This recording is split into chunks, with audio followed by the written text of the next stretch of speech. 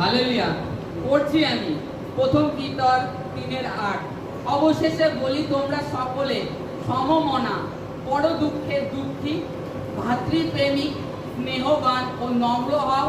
মন্দের পরিশোধে মন্দ করিও না, এবং নিন্দার পরিশোধে নিন্দা করিও না, এবং নিন্দা করিও না, বরং আশীর্বাদ করো, কেননা আশীর্বাদের অধিকারী হইবার নিমিত্ত তোমরা আহত হইয়াছ। হালেলুয়া। এখানে পিতর কি বলছে? অবশেষে, তার বাক্য শেষ করার আগে তিনি বলছেন, অবশেষে আমি বলি, তোমরা সকলে সমমনা, বড় দুঃখে দুঃখিত হও। হালেলুয়া। আমরা কি প্রভুতে জানার পরে বড় দুঃখে দুঃখিত হই? কিভাবে?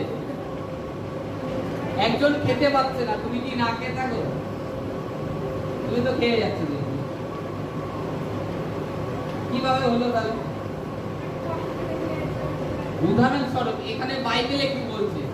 বড় দুঃখে দুঃখিত যেন হই। মনে করো তোমার বাড়ির পাশে কিংবা তোমার মণ্ডলীতে কোনো ব্যক্তি আছে পীড়িত, রোগগ্রস্ত, সে দীর্ঘদিন ধরে একটা রোগ নিয়ে ভুগছে। তার জন্য তুমি মণ্ডলীকে আহ্বান করেছো, তোমার মণ্ডলীকে আহ্বান করেছো, কিংবা তাদের কাছে প্রার্থনা রিকোয়েস্ট করেছো, কিংবা কতক্ষণ তার জন্য তুমি প্রার্থনা করছো, কিংবা কদিন তার জন্য উপবাস প্রার্থনা করেছো? করনি। তোমরা করছো কি? নিজেদের জন্য। আমি উপোস করি, আমি ভালো থাকবো, আমার পরিবার ভালো থাকবে, এটাই। কিংবা মণ্ডলী, প্রভু এই প্রার্থনা করছো, মণ্ডলীর যে প্রভু বিশ্বাসী সন্তান আছে তাদের উপরে, সকলের উপরে কৃপা করো, সকলের জ্ঞানের দ্বারকে খুলে দাও, সকলের রোগ থেকে সুস্থ করো। কিন্তু তার জন্য তুমি পার্সোনাল ভাবে কি উপবাস প্রার্থনা করছো? উপবাস প্রার্থনা, এটা হচ্ছে বড় দুঃখে দুঃখী হওয়া। হালেলুয়া। বড় দুঃখে দুঃখী হওয়া, এইরূপ হতে বলছে বাইবেল আমাদেরকে। এটা হচ্ছে একে অপরের প্রতি প্রেম প্রকাশিত হওয়া। তুমি তাকে কতটা ভালোবাসো, এটা তার প্রতি ভালোবাসা না, এটা হচ্ছে তোমার মধ্যে খ্রিস্টের ভালোবাসা, সেটা প্রকাশ করা। এটাই বলছে বাইবেল আমাদেরকে। ঈশ্বর ধীরে ধীরে আমাকে শেখাচ্ছেন বাক্যের সম্বন্ধে, যে বড় দুঃখে দুঃখিত হও। তার জন্য, নিজের জন্য আমরা খালি নিজের জন্য উপবাস প্রার্থনা করতে থাকি, পরিবারের জন্য করি, নিজের ছেলের জন্য করি, নিজের পরিবার পরিজনের জন্য করি, কিংবা বেসিকলি আমরা নিজেদের জন্য করি।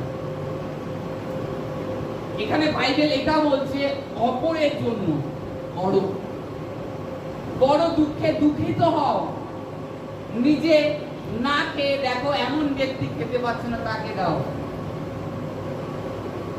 তার সমান ভাগী হও, তবেই তোমরা খ্রিস্টের সন্তান হবে।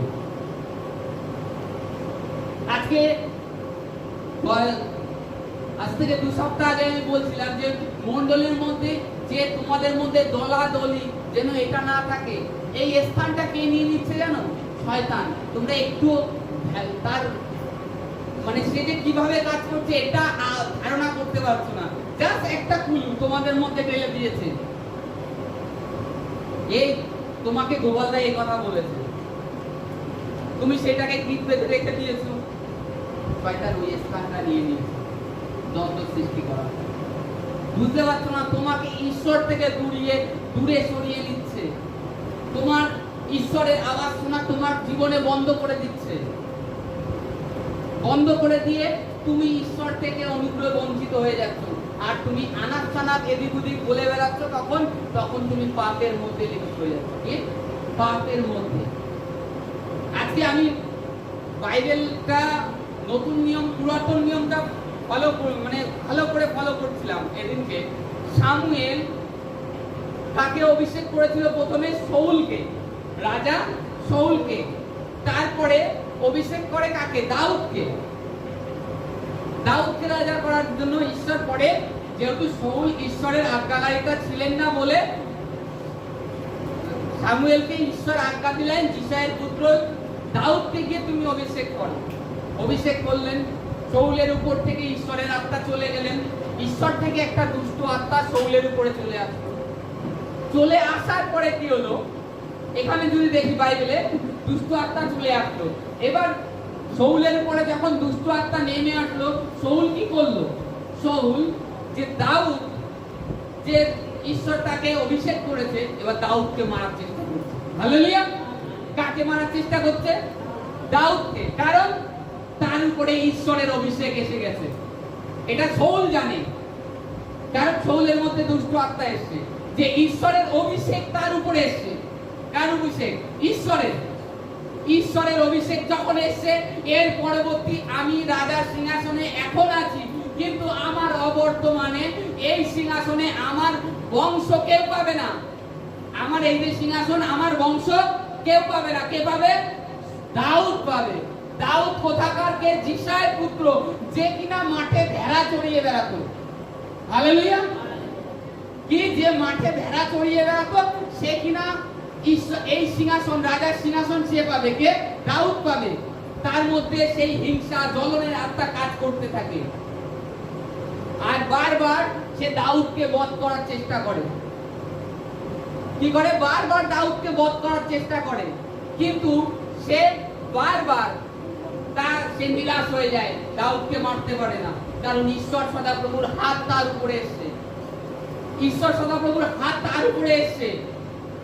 এবার কি হয় দেখুন, যখন শৌল যুদ্ধক্ষেত্রে আমালেকেদের সঙ্গে যুদ্ধ করতে যায়, তখন সেই আমালেকেদের আর ফিলিস্তিয়রা একসাথে অনেক 3-4টে দল, মানে দেশ একসাথে একত্রিত হয়ে শৌলের সাথে যুদ্ধেতে আসে। গিদিয়নেরা একসাথে যুদ্ধতে এসে শৌল রাজাকে পরাজয় করে। আর শৌল রাজার অস্ত্রবাহক আর শৌল রাজা জোনাথন একসাথে, তার মানে শৌল রাজার পুত্র জোনাথন একসাথে, শৌল তার অস্ত্রবাহককে বলে, তুমি আমাকে আঘাত করো। বলছে, না মহারাজ, আপনার নুন খেয়েছি আমি এতদিন, আপনাকে কি করে আমি বধ করবো? বলছে, না তুমি আমাকে মারো। বলছে, আমি পারবো না মহারাজ। তখন শৌল রাজা নিচে তরোয়াল বের করে অস্ত্রবাহককে মারতে যায়। অস্ত্রবাহক নিজেকে রক্ষা করতে গিয়ে শৌলকে মেরে দেয়। এবার অস্ত্রবাহক দেখছে শৌলও মারা গিয়েছে, আমার মহারাজকে আমি মেরে ফেলে দিয়েছি। অতএব সে নিজের হাতে তরোয়াল ঢুকে নিজেও মরে যায়। তার সঙ্গে সঙ্গে তার পুত্র জোনাথনও মারা যায়। এবার এক ব্যক্তি গিয়ে দাউদকে বলছে, আপনার শত্রু শৌল মারা গিয়েছে, আপনার আর কোনো ভয় নেই। তার কবর অমুক জায়গায় রয়েছে, তার কবর অমুক জায়গায় রয়েছে, আমালেকেতে রয়েছে। তখন যে সংবাদ নিয়ে গিয়েছিল তাকে দাউদ রাজা তা বলছে, কে মেরেছে? বলছে, আমি মেরেছি। দাউদের কাছে প্রশংসা পাওয়ার জন্য, দাউদকে অনেকবার মারার চেষ্টা করেছে, প্রশংসা পাওয়ার জন্য বলছে, আমি মেরেছি শৌলকে, আমি বধ করেছি ওর পুত্রকে। দাউদ রাজা শুনে তার জামা প্যান্ট খুলে ছিঁড়ে কাঁদছে। যে ঈশ্বর সদাপ্রভুর ব্যক্তির উপরে, যার উপরে ঈশ্বর সদাপ্রভুর আত্মা নেমে এসেছিল, যাকে ঈশ্বর অভিষেক করেছে, তাকে আমি আঘাত দিতে সাহস পেলাম না, আর তুমি ঈশ্বর সদাপ্রভুর সেই মনোনীত অভিষেক ব্যক্তির গায়ে হাত দিয়েছো, তাকে বধ করেছো। দাউদ শিগগিরই আজ্ঞা দেয় তার যুবকদেরকে, এই ব্যক্তিকে ধরো, এর মস্তক ঘর থেকে আলাদা করে দাও। ও ভেবেছে খুশির সংবাদ নিয়ে গেছে, পুরস্কৃত হবে। কিন্তু দাউদ কি করে? তাকে ধরে তার মুন্ডু গলার থেকে আলাদা করে দেয়। কারণ সেই ঈশ্বরের অভিষিক্ত ব্যক্তির বিরুদ্ধে তাকে মেরে ফেলেছে, এই কথা বলেছে। বলছে, তোমার রক্তের দায় তুমি, শৌলের রক্তের দায়ও তুমি, এখন তোমাকে মরতে হবে। তখন তাকে মেরে ফেললো। তার মানে এর থেকে আমরা কি শিক্ষা পাই? সব থেকে বড়, যে ঈশ্বরের অভিষিক্ত দাসের উপরে কোনোদিন যে যা বলে যাক, আপনি কান দেবেন না। কারণ ঈশ্বরের অভিষেক তার উপরে এসছে, ঈশ্বরের আত্মা তার উপরে এসছে। আর আজকে জাস্ট আমরা মন্দ একটা জিনিস নিয়ে নিজেদের জীবনটাকে অনেক ঝড় তুফান বইয়ে দিচ্ছি, আমরা ঈশ্বরের অনুগ্রহ থেকে বঞ্চিত হয়ে যাচ্ছি। ঈশ্বরের অভিষেক যার উপরে নেমে আসে, তার ন্যায়কর্তা ঈশ্বরই থাকে, আর কেউ করতে পারে না। যে করে তার উপরে ঈশ্বরের ক্রোধ নেমে আসে। যে করে তার উপরে ঈশ্বরের ক্রোধ নেমে আসে। অতএব এখানে লেখা রয়েছে যে যেন আমরা পর দুঃখে দুঃখিত হই, ঈশ্বর তার বিচার করবে। দাউদকে বারবার মারতে গিয়েছে শাউল, কিন্তু তখন একবার দাউদ শাউলের কাপড় পিছন দিক থেকে গুয়ার মন্দির থেকে কেটে নিয়ে বসে বলছে, মহারাজ আপনি যে এই কুকুরকে মারার চেষ্টা করছেন, এই দেখেন ঈশ্বর আপনাকে আমার হাতে সমর্পণ করেছিল, এই যে আপনার বস্ত্র পিছন দিক থেকে কেটে আমার হাতে রয়েছে, আপনার কলা আমার হাতে, এই যে আপনার যুবকদের পাঠিয়ে নিয়ে যান। বলছে দূরের থেকে বলছে, দাউদ তুমি তো মহান, তুমি সত্যি ঈশ্বরের সন্তান, আর আমি তোমার পিছনে দৌড়বো না। তা সত্ত্বেও বারবার শাউল সেই পিছনে দৌড়িয়ে গেছে, কিন্তু দাউদ একবারও আঘাত করেনি। সে এটাই জেনেছে যে যার উপরে ঈশ্বর সদাপ্রভুর আত্মার অভিষেক নেমে এসেছিল তাকে আমি আঘাত করব না, তার বিরুদ্ধে কোনো কথা বলবো না, কারণ আমি আমার অভিষেককে হারাতে চাই না। হালেলুয়া। যখন আমরা ঈশ্বরের দাসের বিরুদ্ধে, তার মনোনীত ব্যক্তির বিরুদ্ধে কথা বলি, মন্দ কথা যে কথা হোক বলে থাকি, তখন আমাদের উপর থেকে ঈশ্বরের অভিষেক গায়েব হয়ে যায়। হালেলুয়া। ঈশ্বরের অভিষেক চলে যায়। আজকে এই কারণে কলুষা পিছনে পড়ে রয়েছে। বড় দুঃখে দুঃখিত কেন হতে পারছি না? আমাদের মধ্যে পবিত্র আত্মার সেই অভিষেকটা না, সেই আগুনটা ঠান্ডা হয়ে গেছে। হালেলুয়া। পবিত্র আত্মার অগ্নি শান্ত হয়ে গেছে। তা আজকে সেই পবিত্র আত্মার অগ্নিকে নিভতে দিলে হবে না। এটাই জানতে হবে যে ঈশ্বর আমাদেরকে প্রেমের জন্য, শান্তির জন্য আহ্বান করেছেন, যুদ্ধ করবার জন্য নয়, লড়াই করবার জন্য নয়, সিরিয়াল দেখে কানাঘুষি করবার জন্য নয়। এখানে শান্তি, আরাধনা, উপাসনা, ওয়ার্শিপের জন্য, আর অনন্ত জীবনের বাক্য খাবার জন্য আমাদেরকে আহ্বান করেছে। অতএব সেই অনন্ত জীবনের জন্য যেন আমরা তৈরি হই। সামান্য ভুল কোথায় নিয়ে যেতে পারে জানেন না। সামান্য ভুল ঈশ্বরের অভিষেক থেকে, ঈশ্বরের আশীষ থেকে আমাদেরকে অনেকটা দূরে নিয়ে যাবে, যা আমরা ধারণার বাইরে। আমি বলছি না এই সমস্ত বাক্য যে ভাবছেন হয়তো আমি বলছি না, পবিত্র আত্মা বলাচ্ছে। কারণ প্রচারের মধ্যে, বলার মধ্যে ফারাক থাকে, বলার মধ্যে একটা ফারাক থাকে। আপনারা হয়তো কি বুঝছেন জানি না, কিন্তু আমি অলরেডি বুঝতে পারছি পবিত্র আত্মা পুরো কন্ট্রোলে, সে চালাচ্ছে। কথায় এই বাক্যে আমাদেরকে মন দিতে হবে। তারপরে বলছে কি, ভাতৃপ্রেমে স্নেহবান ও নম্র হও, মন্দের পরিশোধে কাহারও মন্দ করিও না, এবং নিন্দার পরিশোধে নিন্দা করিও না, বরং আশীর্বাদ করো, কেননা আশীর্বাদের অধিকারী হইবার নিমিত্তই তোমরা আহত হয়েছো। হালেলুয়া। তোমরা যদি নিন্দার পরিশোধে নিন্দা করে থাকো, তাহলে কি হবে? তুমি কোনো প্রতিফল পাবে? কোনো প্রতিফল পাবে? সামথিং, উদাহরণস্বরূপ কোনো বিয়ে বাড়িতে আপনার নিমন্ত্রণ আছে, আপনি কি বললেন? একটা গিফট নিয়ে গেলেন, আপনার যতটা সাধ্য মতন আপনি নিয়ে গেলেন। সেই বাড়ির থেকে আপনার বাড়িতে একদিন ওরকম একটা অনুষ্ঠান হলো, আপনি তাদেরকে নিমন্ত্রণ করলেন। সে কি করলো? প্রতিফলে আপনার জন্য যতটা তার সাধ্য মতন ছিল একটা গিফট নিয়ে আসলো। তাহলে উভয় কি হয়ে গেল? সমান সমান হয়ে গেল। কেউ কারোর মধ্যে কিছু পাওনা থাকলো না। তদ্রূপ এই নিন্দা মন্দ, কারোর বিরুদ্ধে, কেউ আমার বিরুদ্ধে নিন্দা মন্দ চর্চা করছে, এবার আমিও যদি চর্চা করে দিই, তাহলে কি হচ্ছে? তাহলে কি হচ্ছে? উভয় সমান সমান হয়ে গেল। কিন্তু এখানে বাইবেলের লাস্টের লাইনটা দেখুন কি বলছে, তোমরা নিন্দার পরিশোধে নিন্দা করো না, বরং আশীর্বাদ করো, কেননা আশীর্বাদের অধিকারী হইবার নিমিত্তই তোমরা আহত হয়েছো। হালেলুয়া। তোমরা নিন্দা করো না, আশীর্বাদ করো। যে প্রভু ও অবুঝ, না বুঝে এরকম মন্দ বাক্য হয়তো বলে বেড়াচ্ছে, প্রভু ওকে ক্ষমা করো, ও এখনো ওর মধ্যে তোমার সেই পূর্ণ জ্ঞান আসেনি, প্রভু ওকে ক্ষমা করে দাও। যখন তুমি এইরূপ প্রার্থনা করছো, তোমাকে যে আশীর্বাদের জন্য ঈশ্বর আহ্বান করেছেন, সেই আশীর্বাদ অব্দি তোমাকে নিয়ে যাবেন। হালেলুয়া। কি আশীর্বাদের জন্য? তাতে হয়তো তোমার শারীরিক সুস্থতা, দীর্ঘদিন প্রভুতে রয়েছে, কিছু না কিছু তোমার জীবনে একটা আটকে রয়েছে, গিট বেঁধে রয়েছে, বেরোচ্ছে না। তুমি প্রভুতে এসে সুস্থতা গ্রহণ করেছো, কিন্তু তাহলেও তোমার শরীরে একটা কুটু রয়ে গেছে। তোমার হয়তো একটা হাতের ব্যথা দীর্ঘদিন ধরে প্রভুতে আসার পরে হতে রয়েছে। এগুলো ওই কারণ থেকে হয়। হালেলুয়া। তারপরে কি হয়? তোমার জন্য যে সমস্ত কাজের রাস্তা খোলার দরকার সেগুলো লক হয়ে থাকে। কি লক? তালা মারা থাকে, সেগুলো না খোলে না। কারণ তুমি নিন্দার পরিষদে নিন্দা করছো, মন্দের পরিষদে মন্দই করেই যাচ্ছ, কাউকে আশীর্বাদ দিচ্ছ না প্রভুকে জানার পরেও।